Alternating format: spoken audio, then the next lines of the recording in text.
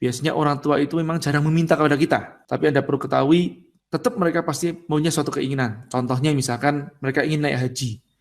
Nah, apa langkah Anda untuk membuat mereka bisa naik haji? Apakah Anda yakin mereka masih memiliki waktu yang cukup lama, ya, 10 tahun lagi, 20 tahun lagi? Belum tentu.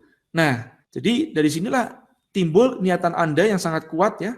Ini yang disebut namanya emotional goal, ya, atau target yang sangat sifatnya emosional sekali untuk membuat Anda melangkah, memperbaiki diri Anda, tidak bermalas-malasan. Musuh kesuksesan itu cuma 2 aja kok, teman-teman. Alasan dan penundaan. Ya, alasan dan penundaan. Baik ya. Nah, ini sebenarnya virtual pain. Oke. Ini contoh juga ya. Anda bisa juga membuat kondisi kepepet Anda ya. Ini jadi kondisi kepepet itu bisa macam-macam. Ini yang sebenarnya public commitment. Membuat suatu komitmen di depan publik ya. Anda mungkin ya gampangannya bisa ke sosial media juga bisa sekarang kan bilang sama teman-teman begini. Teman-teman pada tanggal sekian saya akan membuka rumah makan saya di mana dan di jalan apa ya. Nah, saya berjanji jika saya tidak membuka pada tanggal sekian jam sekian, maka saya akan mengganti rugi kepada Anda. Contohnya begitu. Sebesar 100.000 bagi orang yang nge-like status ini, contoh begitu. Atau yang berkomentar amin gitu ya. Atau yang berkomentar saya janji dan macam-macam gitu ya. Atau sah gitu ya. Nah, silakan. Nah, ini ada buktinya loh, Mas. Apa? Kita kemarin punya teman di komunitas Yubi Bandung kan. Dia janji kayak gini, bulan Juni janji mau buka usaha dan beneran buka usaha karena dia bikin janji mau ngasih uang 100.000 ke semua anggota komunitasnya kalau nggak buka usaha. Nah, itu bagus banget itu. Jadi memang kita harus pepetin diri kita kalau enggak tar sok. Nanti terus ya, enggak mulai-mulai. Oke? Nah, lanjut ya teman-teman ya. Ini sebenarnya public commitment. Saya lanjutkan lagi. Nah, selanjutnya sebetulnya kuncinya gampang kok teman-teman. Kita itu tidak perlu, saya nggak usah bicara masalah tentang namanya modal. Kalau Anda di benak Anda sekarang masih ngomong modal terus, saya berani katakan sebetulnya bukan masalah modal yang membuat Anda tidak bergerak, tapi adalah mental. Nah, jadi mulailah dari yang kecil. Apa tuh yang kecil? Latihan mengalahkan ketakutan kita sekecil mungkin. Ya, contohnya latihan untuk bertanya. Saya nggak habis pikir tuh ya. Saya nggak tahu apa yang meracuni bawah sadar kita pada saat kita sekolah, kita bertanya saja kita malu. Nah, kalau Anda perhatikan beberapa sekolah yang modern termasuk sebenarnya di luar negeri mereka akan mengajarkan yang disebut namanya outspoken ya atau keaktifan untuk berbicara ya. Teman-teman kalau perhatikan di sana itu dulu di sekolahan anak saya pun juga iya, mereka tuh menilai tidak hanya dari apa yang ujian tertulis, tapi keaktifan si siswa itu dalam bertanya, dalam mungkin juga menyanggah atau mengungkapkan sesuatu itu dinilai poinnya. Jadi ini yang paling penting dari sistem pendidikan kita tuh harus dirombak ke sana ya. Jadi keaktifan kita, keberanian kita itu justru ada suatu penilaian yang lebih. Ini yang disebut namanya emotional quotient. Nah, yang simpel ya, kalau pas Anda mau bicara tentang bertanya, tadi Anda misalkan punya cita-cita ingin menghajikan orang tua Anda. Yang jadi pertanyaan saya adalah, kalau Anda punya cita-cita seperti gini, pernahkah Anda mendatangi biro jamaah haji dan umroh? Ya kan? Saya juga barusan tahu dari seorang sahabat saya mengatakan begini, Mas Jaya nggak daftar haji. Oh ya sebentar nih, tak lunasin semua hutang duluan baru saya akan daftar haji, saya bilang gitu. Loh Mas Jaya daftar haji sebetulnya cuma daftar doang loh. Oh iya, lo nggak pakai duit? Ya pakai duit Mas, cuma nggak mahal loh, cuma 2 juta. Hah? Ternyata cuma 2 juta doang daftar haji. Ya jadi untuk apa mendaftar seperti itu?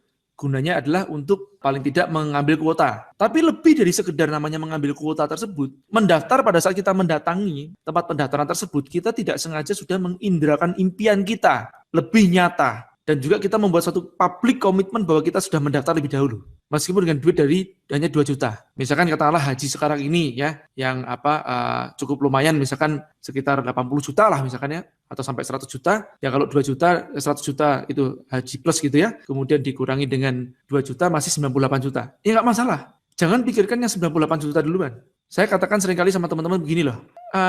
Tidak menimbulkan suatu kematian Anda dengan memberikan DP. Setidaknya Anda tidak mati penasaran. Anda sudah pernah DP. Begitu ya. Apapun DP-nya itu. Termasuk begini ya teman-teman.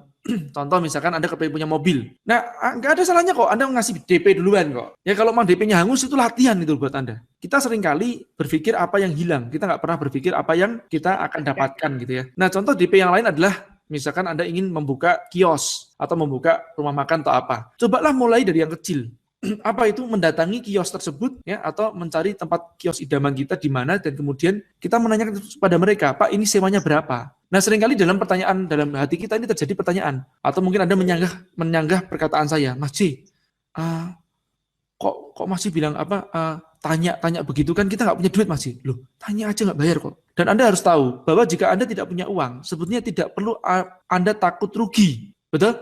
Tidak perlu Anda takut bangkrut. Karena pada saat Anda tidak punya uang, sebetulnya Anda sudah bangkrut. Ya. Jadi gitu loh. Kita seringkali itu nggak punya duit, sudah sombongnya minta ampun gitu kan ya.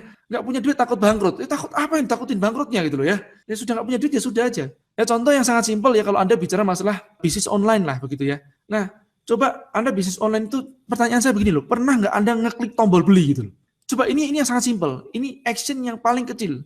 Pernah nggak Anda ngeklik tombol beli? Anda ngeklik tombol beli aja nggak berani yuk. Ya, bilang gini, Mas, ya tapi nanti beli kan kita harus bayar, Mas. Enggak, ngeklik tombol beli itu nggak pakai bayar. Baru beli kan? Nah, ngeklik tombol beli, terus lanjutkan ya proses dan seterusnya sampai terakhir itu loh, ya mengisi data-data. Coba Anda rasakan dedekannya kayak apa gitu loh. Nah ini mengarahkan dedekan yang sekecil mungkin. Betul, latihan yang klik tombol beli aja. Nah, Mas, tapi nanti kan ditelepon sama mereka terus gimana, Mas? Ditelepon ya bilang aja, ya Mbak, sorry Mbak, ini duitnya belum cair. Emang belum cair kan? Belum ada kan? Iya benar-benar. Belum ada duitnya kan, kita nggak bohong. Iya duitnya belum cair, iya belum cair, belum cair, nggak pernah cair. Ya nggak apa-apa, itu kan kita kan ibaratnya kita latihan dari hal yang sekecil mungkin. Iya, ini yang coba saya sering kali bayar. Bener, ini yang sering kali saya bilang sama teman-teman, oh Anda itu kok banyak berandai gitu ya. Jangan membuat bayangan yang jelek sendiri terhadap masa depan Anda. Baik ya. Nah, setelah Anda belajar untuk untuk bertanya, mengalahkan ketakutan Anda yang sekecil mungkin, masuk ke langkah yang berikutnya. Nah, apa itu? Berbicara masalah negosiasi. Jangan Anda pikir semuanya bayar. Loh, siapa tahu loh, Anda bisa nego tidak bayar kan? Contohnya nih ya, Anda kepengen banget, ngebet banget ikut Kopdar Akbar UB Indonesia. Bayarnya berapa? Yang dulu, yang kemarin 1,5 kan, nah sekarang kan 1,7 juta. Nah, terus ada telepon kan, ada CS-nya, ada telepon aja, Mbak, aku boleh nego nggak Mbak? Nego apa itu? Gratis Mbak. Ya siapa tahu dikasih gitu ya. Ya kalau dikasih ya nanti paling saya maki-maki, ayo begitu kan ya. Nah, jadi kan ya siapa tahu kan, Anda nyoba duluan. Nyoba aja kan nggak bayar. Nah ini aja Anda kok takut gitu loh. Ini yang saya sering kali itu bingung tuh di situ. Paham ya? Jadi Anda sebetulnya itu mengkerdilkan diri Anda sendiri. Anda itu sebetulnya mengecilkan potensi diri Anda sendiri gitu loh ya. Pada saat Anda itu membuat suatu ketakutan seperti itu. Nah, saya itu sering ya, kalau pas nggak punya duit justru, saya malah datengin rumah-rumah yang mewah. Saya datengin mobil-mobil yang mewah ya. Cuma datang doang aja. Ya. Ngelihat, memvisualisasikan impian, ya itu zaman saya masih muda dulu. Kalau sekarang udah enggak sih. Impiannya beda lagi gitu ya. Karena udah dapet. Ya, karena dulu udah ngicipin lah gitu ya. Tapi sebelum saya menaik mobil yang mewah tersebut pun juga, saya mendatangi showroomnya duluan. Bersama istri saya juga, iya saya datangin. Dan saya mengatakan, ya kita paling enggak kita tunjuk-tunjuk duluan, tuding-tuding gitu kan. Coba-coba, tanya-tanya, tawar-tawar. Loh Mas, nawar itu kan nanti kan harus bayar Mas. Enggak, nawar enggak bayar, serius. Percaya saya, Anda nawar pun enggak bayar. Anda sampai ngomong gini, sudah jadi Pak, jadi aja belum bayar. Kan baru ngomong jadi. Nah, siapa tahu loh, Anda bisa menego tempat, ya misalkan Anda nego kios, Pak, boleh nggak Pak saya nego kiosnya ini Pak, ya bayar mundur gitu. Ya, berapa lama? Ya saya bayar mundur mungkin 3 bulan, begitu ya. Nah, karena mungkin Anda belum punya duit, ya nggak apa-apa. Ya, tapi begitu Anda punya duit, Anda lunasi. Itu tentu aja kewajiban Anda. Jangan Anda tunda-tunda rezekinya orang lain kan. Nah, jadi ini yang penting. Nah ini saya kalau Anda perhatikan di slide ya, saya tuliskan 10 alasan harus gratis, contohnya sederhana begitu. Saya beberapa kali juga melakukan negosiasi untuk tempat. Ya, yang pertama saya pernah membuat YA itu di salah satu mall di Jakarta, itu saya nego gratis selama setahun. Pada saat itu luasnya 284 meter persegi. Ya, bangunan yang sudah ada sekat-sekatnya dan bisa dikatakan hampir siap pakai, dan mereka memberikan cas ke tempat saya sekitar 94 juta per bulan. Wow. Itu di luar service charge. Dan saya katakan kepada bagian pemasarannya, saya bilang begini, bisakah saya bertemu dengan bos Anda? Saya bilang gitu. Bos yang mana ini Pak? Bos yang bisa membuat keputusan tentang penyewaan kios ini, saya bilang begitu. Sepertinya nggak bisa deh Pak. Baik, kalau paling tinggi sebenarnya apa yang bisa saya ketemu? Ya gimana Pak ya? Ya di atas saya ada direktur sih Pak. Oke, direktur Anda boleh nggak saya temuin? Saya bilang begitu. Direktur pemasaran. Saya kira nggak bisa, Pak. Baik, kalau Anda memberikan proposal saya kepada direktur Anda bisa yakinkan saya bahwa proposal itu akan sampai ke tangan direksi tersebut atau direktur pemasaran tersebut. Dia mengatakan, oh itu saya jamin, Pak.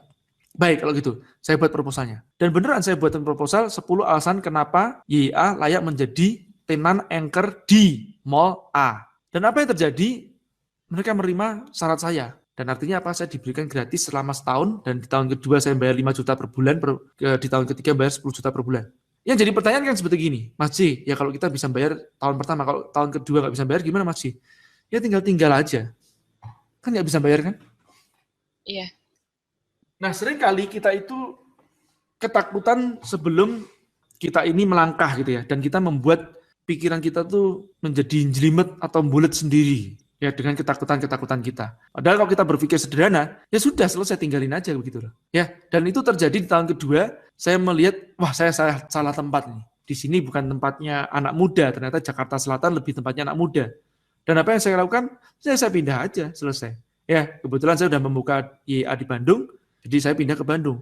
Dan Anda percaya nggak percaya, di Bandung pun saya melakukan negosiasi yang serupa. Ya, tapi tidak gratis, nyaris gratis lah, bayar murah. Pada saat itu saya dikenakan cas sekitar, maaf tadi itu yang saya relat ya, yang tadi yang pertama kali itu 64 juta. Ini kalau yang di tempatnya YIA yang di Bandung itu saya diberikan cas 9,6 juta. Ya. Nah dari 9,6 juta per bulan, saya nego itu luasnya 64 meter persegi YIA yang pertama, di salah satu mall juga di Bandung. Nah saya nego 1,5 juta. Kebetulan saya bertemu dengan person in charge-nya langsung, yaitu salah satu keluarga atau kerabat pemilik ya. Nah, saya mengatakan 1,5 juta dan dia senyum mengatakan begini, ya gimana Pak? Dari 9,6 ke jadi 1,5. Ya nggak masuk akal kan Pak?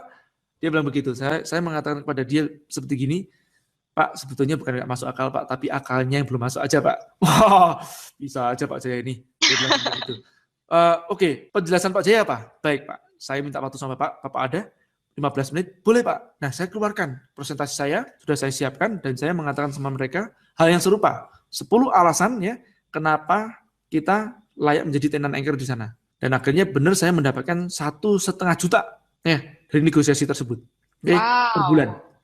Nah, ini tidak berhenti sampai di situ. Bahkan pada saat saya membuat YIA itu saya nyaris tanpa modal. Kenapa? Karena saya mengambil kontraktor pun juga, saya undang mereka untuk renovasi. Mereka membuat sketch semuanya, ngasih quotation sekian puluh juta, dan saya mengatakan, baik, ini aku belum buka, jadi aku bayar kamu 2 bulan, mau nggak? Saya bilang begitu. Dan ternyata benar mau gitu loh. Ya. Nah, seringkali kita ini takut terhadap bayangan kita sendiri. Wah, mana mungkin, Mas? Nah, kita begitu. Kita sudah mendahului Allah duluan. Ya, kita mengatakan mana mungkin gitu loh. Kita mau dikasih rezeki kok kita nggak mau malah. Kita nolak dengan prasangka kita. Ya. Nah, itu yang Anda harus tahu ya. Ya, baik ya, saya lanjutkan. Nah, saya ambil contoh lagi perjalanan saya. Ini yang contoh yang simpel tentang pembukaan yang Entrepreneur Academy di Bandung ya. Itu saya tanyakan kepada tim saya pada saat itu yang pertama kali, kalau aku mau promosi, kemana kira-kira aku bisa promosi yang di radio yang target pasarnya adalah target pasar anak muda, dan kemudian mereka mampu untuk masuk ke Young Entrepreneur Academy.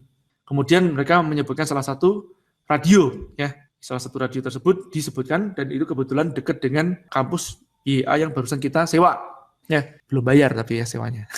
Jadi sudah MOU tapi belum bayar. Nah, kemudian saya dibawa ke sana, dan saya tidak kenal sama sekali teman-teman, ini perlu Anda ketahui, dan saya hanya menunjukkan kartu nama saya. Kemudian resepsionis menanyakan, Bapak sudah ada janji sebelumnya? Saya bilang, oh saya belum ada janji. Oh, kalau belum ada janji biasanya nggak bisa Pak. Nah, saya bilang begini, Mbak bilang aja sama atasan Anda duluan, Anda coba duluan aja, kalau nggak bisa saya nanti bisa pulang kok. Paling nggak Anda sampaikan duluan kartu nama saya, dan katakan kepada atasan Anda bahwa saya akan memberikan peluang kepada atasan Anda, atau memberikan uang kepada atasan Anda. Saya mengatakan begitu. Ya, kemudian, oh baik Pak, ya terus sampaikan, kemudian saya langsung disuruh masuk oleh atasannya atau manajer operasionalnya. Nah, saya berbicara 5 menit, tidak panjang lebar, saya langsung tantang mereka, karena waktu itu saya punya pengalaman siaran di radio dan TV selama 2 tahun ya, di Batam. Ini salah satu yang mendengarkan kita dari Batam, namanya Mbak Ade. Saya siaran sama dia selama 2 tahun ya. Dan itu semuanya gratis, tidak dibayar. Jadi teman-teman jangan selalu berpikir semuanya uang. Anda bisa jadi Anda untung dalam bentuk pengalaman dan skill. Jadi dulu saya siaran membantu kawan-kawan UKM, tidak dibayar sesen pun, bahkan kita mengeluarkan uang untuk liputan-liputan. Nah, jadi teman-teman, dari pengalaman tersebut tentu aja saya mengerti bagaimana insya Allah cara mengundang traffic. Nah, itulah yang saya tawarkan kepada radio tersebut. Begitu saya ketemu, saya mengatakan seperti gini. Gini aja Kang, kasih saya waktu siaran 1 jam, saya bilang begitu. Nah, setengah jam setelah saya siaran, dibuka line pertanyaan. Jika tidak ada yang bertanya, saya bilang sama dia, nggak usah ketemu lagi sampai kiamat, saya bilang gitu. Ya, itu istilah ekstrim saya mengatakan seperti itu. Langsung dia ketawa, gila. Ketawanya nggak begitu yuk. Gimana dong Mas? Ya, gila lu J. Ya, nah terus dia bilang gini, J, gue suka sama style lo, dia bilang gitu kan. Gue suka gaya lo. Ya dia bilang gitu kan. Oke, terus dia panggil timnya mereka.